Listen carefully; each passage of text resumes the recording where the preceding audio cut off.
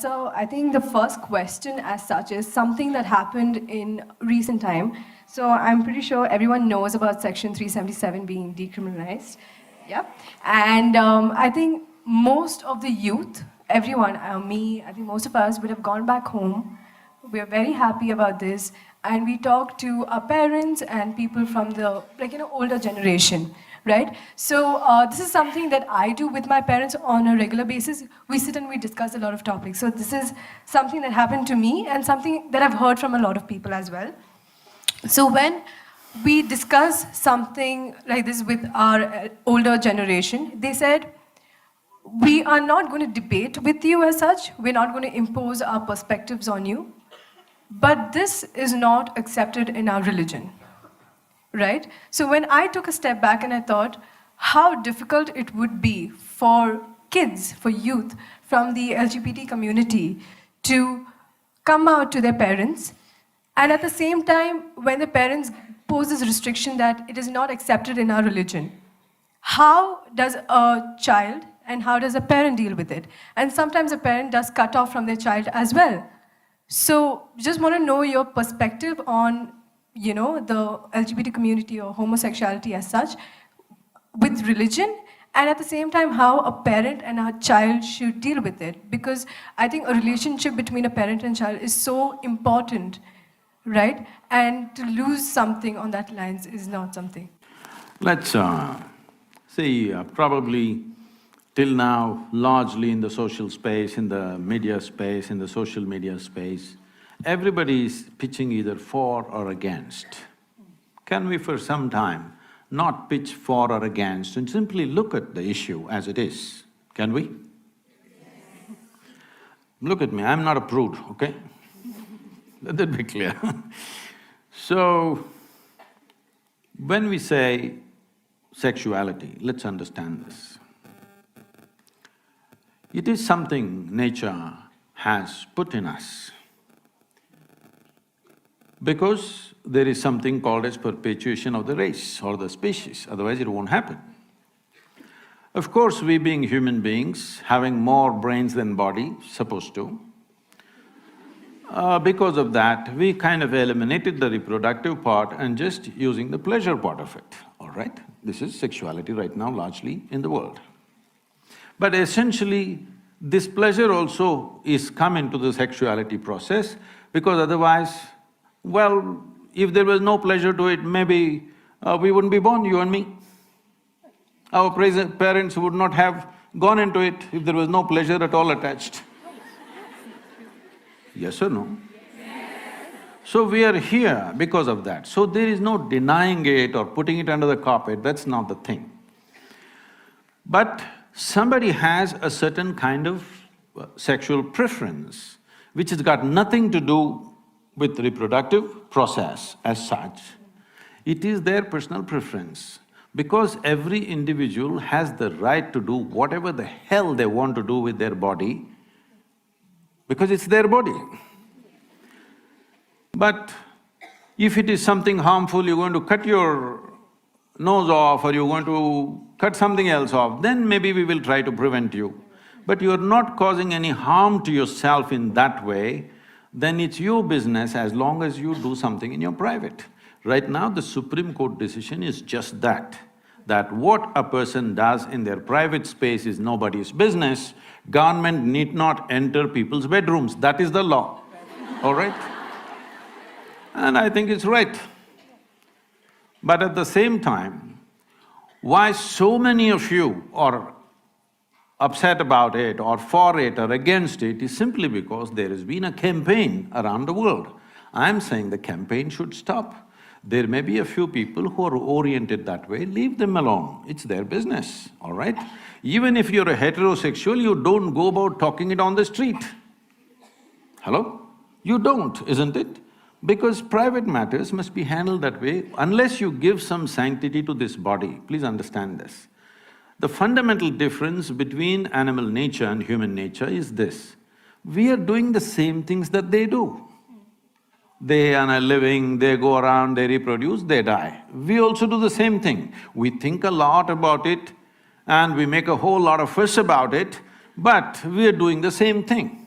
Only difference is we can do all these things of eating, sleeping, reproducing, everything more consciously. Because of that, we hold ourselves little different from the other creatures. Otherwise, what's the big difference? You may think there's a difference, other animals are looking at you and thinking, what about you? Isn't it? So, this is the fundamental process. Now individual people have some choices. I don't think it needs to become a national or international issue, it's their business, what they're doing. But at the same time, there is no need to campaign for it or against it. There's no need to campaign against it, there is no need to campaign for it.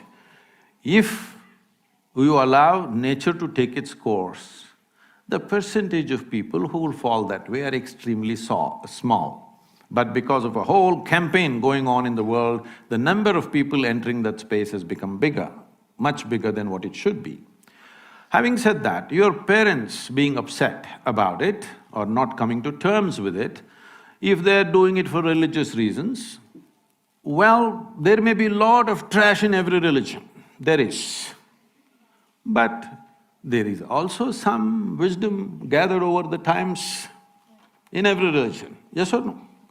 So this wisdom, some people are calling it religion, some people are looking at just sensibly and doing what they have to do. Some people read religious texts and come to this wisdom because they're not able to figure it out themselves. So do you have to agree with all the things that they say in the religion? No. But do you have to simply blanket disagree with everything? That'll be foolish.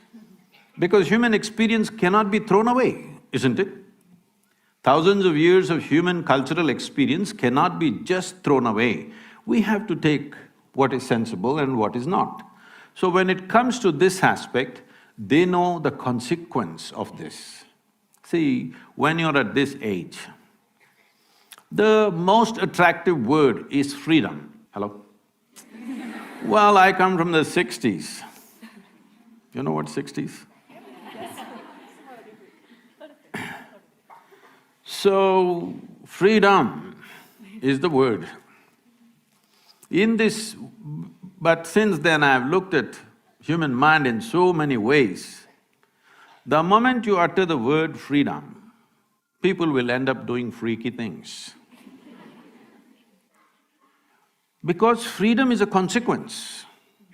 It is not a thing that you do. See, freedom is not an act, freedom is a consequence of how I experience my life. Freedom comes out of a responsible existence. If you think of the consequence without taking care of the process, you will always end up as a disaster. I must tell you this. Well, at least 12 to 15 of close friends that I had when I was growing up, they all died before they're 35. Well, some of them, because we were living on motorcycles, they got killed on the motorcycles, rest drank themselves to death, others drugged themselves to death. At least 12 to 14 people who were very close to me, who were around me, all died before they're 35 because freedom. Do you understand? Freedom was the real thing. They became free and they became free. Death is definitely freedom. So, one thing that young people should learn is, don't utter the word freedom because freedom is a consequence. It's something that you have to earn. It doesn't come as a philosophy. In 60s, we thought it's a philosophy. If you live responsibly, you will see freedom will come. When I say responsibly, not in the sense of civic responsibility, if you retain your ability to respond to life without any prejudice, without any restriction, you will see you will become free. Your ability to respond, if it is unlimited, it is freedom, isn't it? Now, coming to this religious resistance, there's nothing religious about this. Sexuality is a biological process. Yes? The very fact that nature created opposites, it has some intention. Well, some people didn't take to natural ways, it's okay, it's their choice. We don't have to discriminate against them, we don't have to persecute them, we don't have to put them in the prison, definitely it's not necessary. But at the same time, it doesn't need promotion either. Now, when I say freedom and responsibility, this is like this. See, suppose you want flowers in your garden. If you sit in your garden and every day do flower meditation, flowers will not come. If you want flowers, you don't have to even think about flowers. You must think soil, manure, water, sunlight. Soil doesn't feel like a flower, manure doesn't smell like a flower, water doesn't look like a flower, sunlight doesn't feel like a flower. But if you take care of these things, flowers will happen, isn't it? This is the way life works.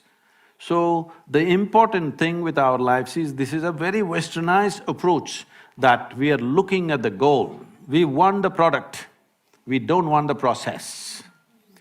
Now, if you're devoted to the process, if you're truly devoted to the process that you're doing right now, you will naturally do your best. Everything that you have, result will come or no? Result will come or no? It'll come. Just because you sit here and desire the result, it's not going to come. You will only have plastic flowers in your head. Flowers will not grow in your garden. So, this is a time of life. I'm surprised, like it's not just you, just about anywhere I go, young people are asking only this question. What this means is, they are trying to live too early. See, this is a time to grow, this is a time to enhance yourself, because your ability to enhance yourself and grow will not be the same after 10 years, believe me. Your ability to learn will not be the same. Your ability to grow physically, emotionally, intellectually and in consciousness will not be the same after 10 to 15 years' time. So this is the time to grow. When it's time to grow, if you try to live too much, some life you want to taste, but if you try to live too much, you will see your growth will be impeded and your life will be stunted in so many different ways. So it's very important young people focus on growth, because we are seeing this, like I've traveled across the United States, many of these universities. It brings tears to me when I see how it is. I'm glad, at least in India, most of the students are sober in the daytime. Really, I'm telling you, in top universities, daytime they're all gone. So, we're becoming slaves of commerce. Because people have intentions to do their own thing, they're just enslaving the people, young people, because they want to sell their brand. Because it seems early age, if you get used to a certain kind of beer, that's what you're going to drink for the rest of your life. Yes, they have done research on this, universities have done researches on this, and they're supplying free beer in the school. Tell me, does it take a genius to understand this, that if I open a book which is of some complexity and I want to grasp this, if I'm intoxicated, can I grasp it? Hello? Does it take a genius to understand this, I'm asking? So, you don't have to… when your parents say something, they may refer to their religion because they think it's an authority. You take away the authority, just listen to the words. If it makes sense, do it. If it doesn't make sense, tell them politely, that's not the way it is with me, all right?